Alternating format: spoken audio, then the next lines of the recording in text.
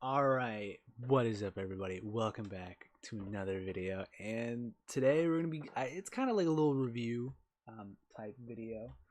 So I just finished, well, not just now, like maybe like about an hour or two ago, I finished um, a game that was on my backlog for a little bit. I even mentioned it in one of my videos.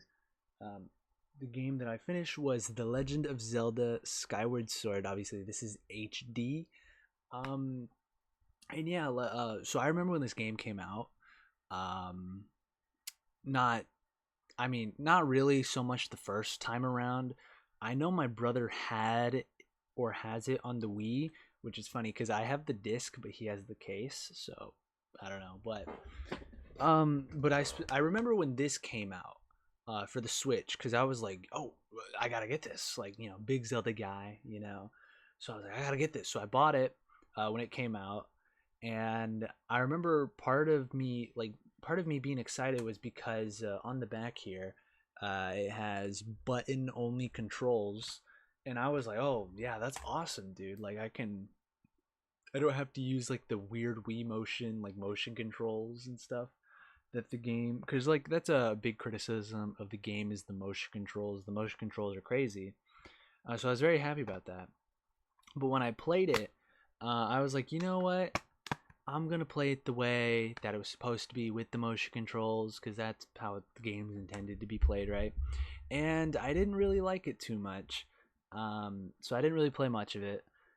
But on this recent go around, the past like week or two, I have been playing this game with the motion controls, and the motion controls aren't that bad. They do spaz out randomly, like you'll pull out like and that's a criticism I have of specifically this version, but and I don't know if it happened in the Wii version, right? But the motion controls would just like I'd pull out my slingshot or my bow or whatever, and for some reason it would be like, oh, I'm gonna be up here instead, even though you haven't moved your Joy-Con from the screen at all. So it's very weird like that. So you have to um, recalibrate that. But yeah, this game was pretty fun, I would say. Um, I think really my main, I guess, for the story aspect of it. If you guys don't know, never played this, the story, this takes place at the beginning of the Zelda timeline, which is very interesting because it's like, how did this all start, right? Um, so like, obviously, Skyloft, which is the main hub, is like up in the sky, and the lore is that the goddess Hylia, to kind of, I guess, help humanity get away from Demise, who is the main, or I guess is the overarching bad guy, kind of like how Ganon is. Um, yeah, he's on the surface, so she sealed him to the surface, but sent everyone else up in the sky to kind of protect them. Um, and then you have this guy right here, Jirahim, I think. I don't know. He is really the main baddie of this game, and he is trying to resurrect Demise, who is his master, right? And that's kind of the thing. But this story, it's basically Link and Zelda as like super good friends, right? Like borderline like lovers. It's very hinted at that they're into each other like that, which I honestly really like because in other Zelda games, Link is to Zelda or whoever, right? Like he is more so just a random hero guy, but this one, like they're childhood friends, right? Which is pretty. I like it. Um, so yeah, but the story really kicks off after Link, passes this like Loftwing flying test to get this sailcloth that Zelda knitted herself. Because even though the Kingdom of Hyrule isn't established yet, there's still like a hierarchy, right? And then after that, they go flying together. In which case, Zelda gets hit by a tornado, falls to the surface, and it's up to Link to kind of save her. And then that's where you get the lore drop of like the destiny and like, oh, the goddess Hylia, and Link is the chosen hero, and stuff like that. That's where you get all that stuff, and that's basically what this game is. And I would say initially, like the first three dungeons, which are the first three areas, you're just trying to catch up with Zelda. So you go through the forest, you go through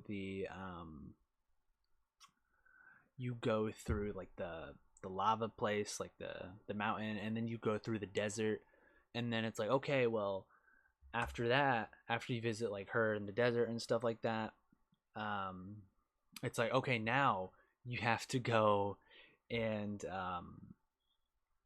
upgrade your sword to get where she is going, right? And then you upgrade your sword, going through the three dungeons again.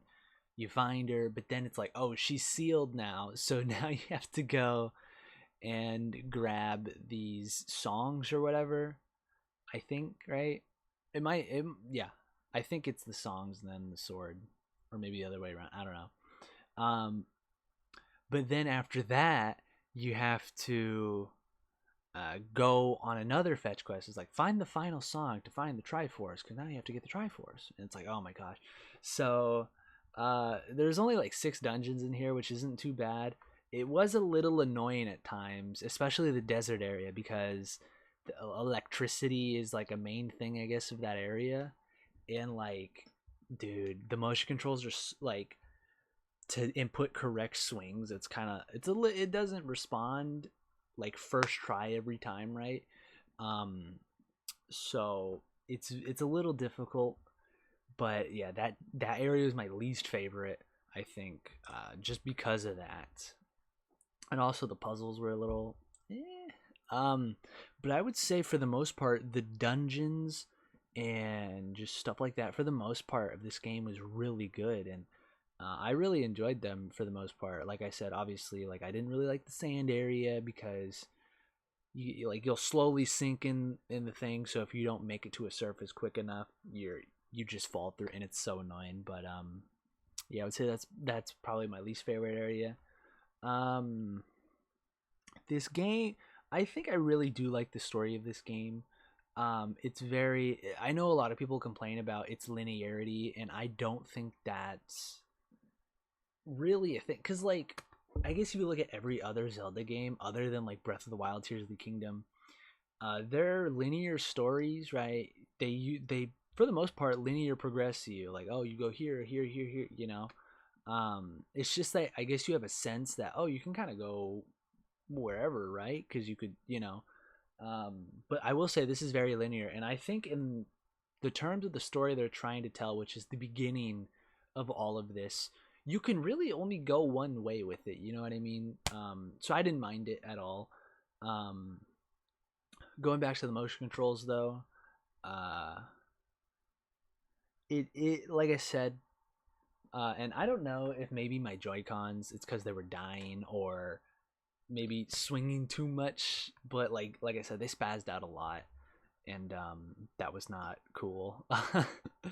As for the boss fights, I would say the boss fights were actually pretty easy. I think the easiest one was the scorpion in like the desert. I think it's like the second dungeon go around or whatever. That was so easy. And I remember after completing the dungeon and making it to the boss, because the dungeon was hell. Oh my god, I hated that dungeon. And I was like, okay, we're here for the boss fight, after like, a couple hours of just being so frustrated. I remember doing the boss, and I was like, that was so easy. It literally took me like not even 5 minutes to beat the boss, and I was like, you know what? They probably gave that to us just because that dungeon was so terrible.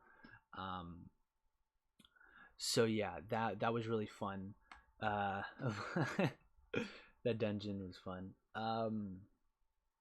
Yeah, it says you can do amiibos. Looks like there is a Zelda and Loftwing amiibo, which I'm not exactly sure. Can I still get that? And Loftwing amiibo. I want to assume they don't make it anymore. Oh, they do. It's only 20 bucks. That's actually a typical price for an amiibo. It's fine. I was like looking at amiibos because we have like 2 at my store, and I was very surprised to find out that that they're that expensive. I think low key, I kind of want all of the Zelda amiibos. That would be nice. Um, but yeah. Anyways, back to the game. Um, yeah, the story was fun. I really enjoyed it. Um, honestly, I think the probably the most engaged I've ever been trying to save Zelda, and I think it's because of the childhood aspect. Like you two are friends, basically. You have a relationship with Zelda, where in Twilight Princess you really don't, right? In Twilight Princess, you're some basically a random country boy that has to save Hyrule, you know, and save Zelda. It's more so about saving Hyrule than Zelda, right? Um, and then like for instance, Breath of the Wild, I mean, you slowly build a relationship with Zelda when you find the fragments and stuff. And then Ocarina of Time, obviously, you don't really, for the most part in Zelda games, you don't really have a relationship with Zelda, at least one where it's like I have to save her, so that's why this story is pretty good. But yeah, in terms of Zeldas, I would definitely place this pretty highly for me. Like I said, the motion controls were kind of iffy, but I really did enjoy this game. I didn't feel like it was like, oh, I don't really want to play this right now. It's like when I wasn't playing it, I was like, I should hop on and play it, right? I did not find the Hylian shield. I don't know where to get that, so I finished the game without it. But I don't think it was a big deal. There is a hero mode that I could play, which is kind of, I don't know if I want to go through that. But yeah, I don't. It's still hard to say because with the motion controls, it does kind of hinder the rating for me because I'm not trying to worry about the game's controls as I'm playing them, right? Um, and I think that's a big thing for me because if I went to go fly my loft wing, I had to recalibrate. If I pulled out um like my slingshotters, I had to recalibrate, right? If I was fighting an enemy, sometimes I had to recalibrate. So like I said, I don't know how high, because I think, like I said, the controls, I don't want to worry about a game's controls as I'm playing them. um but I was placed this pretty highly, at least in terms of story. But overall game, I don't know, because I've only completed 4 Zelda games now. Beat I've beat Breath of the Wild, one of I think it might be my favorite Zelda game. Um, Link Between Worlds. Oh my god, this game is so good too. It's really hard to choose between this game or Breath of the Wild because I beat this game in 2 days, and Breath of the Wild was an experience like no other, right? Um, and then I'm trying to think of the third game that I beat. Twilight Princess, right? Twilight Princess, classic game. I grew up with that. That's like the Zelda game I grew up with, pretty much. We got the Wii, came with Wii Sports, and we also got Twilight Princess, right? That game was really good too. I have a very fond memory of like replaying the opening up until the first dungeon so many times because I didn't understand how to get past that dungeon. But when I was older and I beat it, no, the game was awesome. The relationship with Midna in that game so good. Um, but yeah, I would say overall Skyward Sword HD 8 out of 10. I think the controls for it really kind of hampered the whole experience for me. And I think like one of the dungeons I was like, I don't like this. But overall, it's a pretty good game. I would highly recommend. The HD version looks great too. Story is very compelling, I will say. So if you guys were ever thinking about picking this up, I would highly recommend picking it up because it's just a good game. I don't know what else to say. So yeah, that is my review of Skyward Sword HD. Um, thank you guys so much for watching, and I'll see you guys in the next one.